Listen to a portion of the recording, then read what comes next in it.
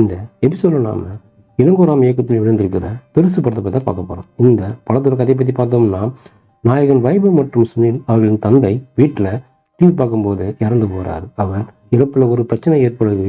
இந்த பிரச்சனை ஊரில் இருக்கும் அனைவருக்கும் தெரிந்தால் தனது மானம் போயிடும் என்று பயப்படுறாங்க. இறுதியில் வைபவ் மற்றும் சுனில் இருவரும் தனது தந்தையை எப்படி அடக்கம் செய்கிறாங்க, தந்தை இறந்த பிறகு ஏற்பட்ட பிரச்சனை என்ன, இதாங்க இந்த படத்தோட மீதி கதை. படத்தில் வைபவ் சுனில் இருவரும் போட்டி போட்டு நடிச்சிருக்காங்கன்னு சொல்லலாம்.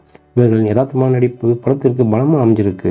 தந்தை இறப்பிற்கு வரும் ஊர்க்காரர்களை சுனில் சமாளிக்கும் விதம் அருமை. படம் முழுவதும் புரிந்து கொண்டு வரும் வைபவ் கிளைமேக்ஸ் காட்சியில் நிகழ வச்சு இருக்காரு. வைபவை பார்வையில் மேட்டு இருக்காங்க நாயகி நிஹாரிகா.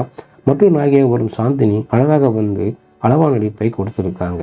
தாயாக வரும் தனம், சித்தியாக வரும் தீபா, நண்பராக வரும் பாலசரவணன், சாமியாராக வரும் கார்த்திகேயன் ஆகியோர் சிறப்பான நடிப்பை வெளிப்படுத்தியிருக்காங்க சொல்லலாம். அருண்ராய் இசை இலக்கிய பாடல்கள் அனைத்தும் கேட்கும் ரகமாக இருக்குது. சுந்தரமூர்த்தியின் பின்னணி இசை கதைக்கு ஏற்றாற்போல் பயணித்திருக்கு.